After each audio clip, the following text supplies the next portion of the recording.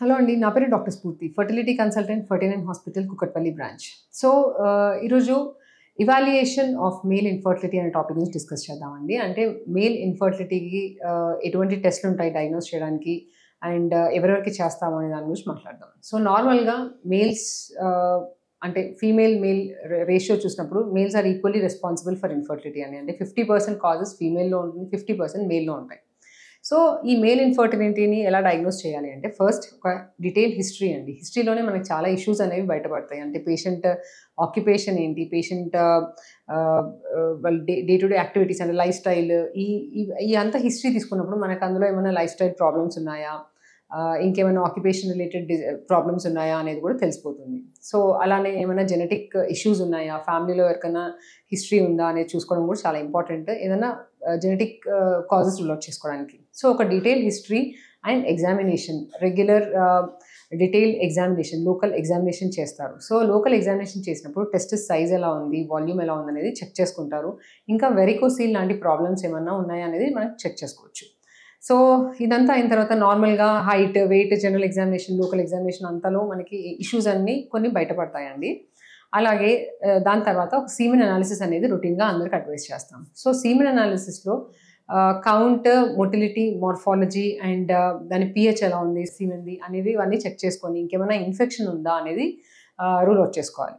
So, ఈ parameters అన్నీ నార్మల్‌గా ఉన్నప్పుడు మేల్ జనరల్‌గా ఇంకా వేరే అడ్వాన్స్ టెస్ట్‌లే ఇంకేం అడ్వైస్ చేయనండి. ఒకవేళ ఈ పారామీటర్స్‌లో ఏమైనా తేడా ఉన్నప్పుడు లేదంటే పేషెంట్ హిస్టరీ చూస్తే కొన్ని ఎక్స్‌ట్రా టెస్ట్స్ అనేవి కూడా అడ్వైస్ చేస్తాం. సపోజ్ ఎస్పెషల్లీ సీమెన్ అనాలిసిస్ ఇచ్చినప్పుడు కౌంట్ అనేది చాలా తక్కువగా ఉంది లేదంటే 0 ఉంది అన్నప్పుడు కొన్ని హార్మోనల్ టెస్ట్‌లు కూడా అడ్వైస్ చేస్తాం. అండ్ అలాగే కొన్ని స్కాన్స్ అనేవి కూడా అడ్వైస్ చేస్తాం.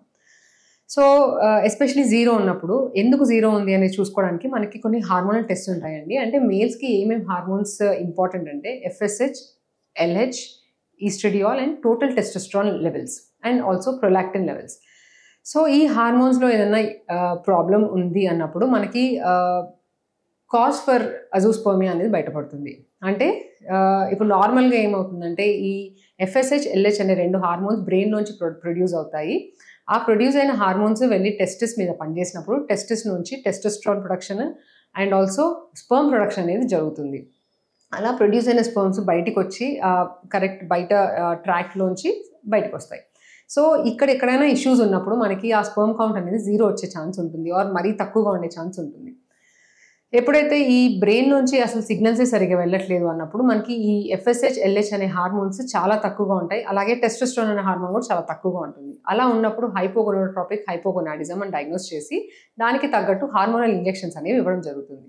అలాగే ఎఫ్ఎస్హెచ్, ఎల్హెచ్ అనేది చాలా ఎక్కువగా ఉంది, ప్రొడక్షన్ అనేది 0గా ఉంది అన్నప్పుడు దాని కాజ్ ఏంటంటే టెస్టిక్యులర్ ఫెయిల్యూర్ అనేది చూస్తామండి. టెస్టిసే సరిగ్గా పనిచేయట్లేదు. సో, దానివల్ల బ్రెయిన్‌లో ఆ సిగ్నల్స్ అనేవి చాలా ఎక్కువగా ప్రొడ్యూస్ అవుతున్నాయి టెస్టిస్ మీద. అంటే brain is going into over drive. నేను ఇంకొంచెం ఎక్కువగా హార్మోన్ ఇస్తున్నాను, పని చేయండి అన్నట్టు అది టెస్టిస్ సరిగ్గా పనిచేయకపోవడం వల్ల బ్రెయిన్ అనేది ఓవర్ డ్రైవ్‌లోకి వెళ్తుంది. సో, అలా ఉన్నప్పుడు టెస్టిక్యులర్ ఫెయిల్యూర్ అనేది చూస్తాం.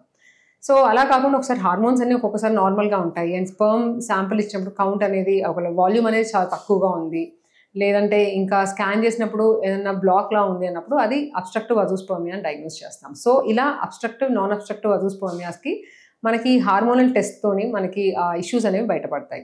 అలాగే ప్రొలాక్టిన్ అనే హార్మోన్ కూడా నార్మల్ స్పెర్మటోజెనెసిస్‌కి చాలా ఇంపార్టెంట్ అండి. ఒకవేళ అది చాలా ఎక్కువగా ఉంది అన్నప్పుడు కూడా హైపర్ ప్రొలాక్టినీమియా అంటే దాని కాజ్ ఏంటనేది చూసుకొని దానికి తగ్గట్టు ట్రీట్మెంట్ ఇస్తే ప్రొలాక్టిన్ హార్మోన్ అనేది నార్మలైజ్ అయినాక ఒక్కొక్కసారి స్పెర్మ్ ప్రొడక్షన్ కూడా బెటర్ అవుతుంది. సో, అలా కాకుండా ఒక్కొక్కసారి కొన్ని స్కాన్స్ అడ్వైస్ చేస్తాము. స్క్రోటల్ డాప్లర్ అని లేదంటే ట్రస్ అని, ట్రాన్స్ రెక్టల్ అల్ట్రాసౌండ్ అని. సో, ఈ రెండిట్లో కూడా ఒక్కొక్కసారి ఏమైనా వెరికోసీల్ లాంటి ఇష్యూస్ ఉన్నా ఈ స్క్రోటల్ డాప్లర్‌లో బయటపడుతుంది. అలాగే వాస్ డిఫరెన్స్ ఏదన్నా ఎజాక్యులేటెడ్ డక్ట్ అబ్స్ట్రక్షన్ లేదంటే వాస్ డిఫరెంట్ యాబ్సెన్స్ ఉన్నా కూడా అంటే లేకపోయినా సరిగ్గా మనకి ఈ స్కాన్స్‌లో బయటపడతాయండి. సో, దీనివల్ల కూడా మనకి నెక్స్ట్ ట్రీట్మెంట్ ఆప్షన్స్ ఏంటి అనేది డయాగ్నోస్ అంటే పేషెంట్‌కి కౌన్సిల్ చేయడంలో ఇంపార్టెంట్‌గా ఉంటాయి. సో, ఇలా కొన్ని హార్మోన్స్ అలాగే కొన్నిసార్లు ఏంటంటే ఇప్పుడు ఎస్పెషల్లీ ఊరుకుకే ఐవీఎఫ్ ఫెయిల్ అవుతుంది పార్ట్నర్‌కి, వైఫ్‌లో. అలాగే ఐయుఐ కూడా ఫెయిల్ అవుతుంది అన్నప్పుడు స్పెర్మ్ డీఎఫ్ఐ అనే టెస్ట్ చేయడం కూడా ఒక ఆప్షన్ ఉంటుందండి. సో, డీఎన్ఏ డ్యామేజ్ అనేది ఎక్కువగా ఉందా, నార్మల్‌గా ఉందా అనేది మనకి ఈ డీఎఫ్ఐ టెస్ట్‌లో తెలుస్తుంది. డీఎన్ఏ డ్యామేజ్ అనేది చాలా ఎక్కువగా ఉంది అంటే స్పెర్మ్ డీఎఫ్ఐ చాలా ఎక్కువగా వచ్చిందన్నప్పుడు స్పర్మ్ సెలెక్షన్ టెక్నిక్స్, కొన్ని అడ్వాన్స్ టెక్నిక్స్ ఉంటాయి, అలాంటి టెక్నిక్స్ అనేవి యూజ్ చేయడము, అండ్ కొన్ని యాంటీ ఆక్సిడెంట్స్ అనేవి మెడిసిన్స్ ప్రిస్క్రైబ్ చేయడం అనేది అడ్వైస్ చేస్తాం. సో ఇలా రకరకాల బ్లడ్ టెస్ట్లు అండ్ ఆల్సో హార్మోన్ టెస్ట్లతోని మనము ఇష్యూ ఏంటి అనేది చూసుకొని దాన్ని బట్టి వాళ్ళకి ట్రీట్మెంట్ ఆప్షన్స్ అనేది అడ్వైస్ చేస్తాం. అంటే ట్రీట్మెంట్ ఆప్షన్స్ అంటే ఇదర్ చిన్న ట్రీట్మెంట్స్, న్యాచురల్ సైకిల్ ట్రై చేయడం కానీ, లేదంటే ఐఓఐ లాంటిది అడ్వైస్ చేయడం కానీ, లేదంటే ఒకవేళ కౌంట్ చాలా ఇష్యూ ఉన్నప్పుడు వాళ్ళకి ఇదర్ ఐవీఎఫ్కి వెళ్ళి, ఎస్పెషలీ కౌంట్ 0 ఉన్నప్పుడు ఒకవేళ టెస్టిక్యులర్ అంటే సర్జరీస్ చేయడం, అంటే టీజా లేదంటే మైక్రోటీజా లాంటి సర్జరీస్ ఏమైనా అవసరం పడతాయా అనేది వాళ్ళకి కౌన్సిల్ చేయడంలో ఇంపార్టెంట్ అండి.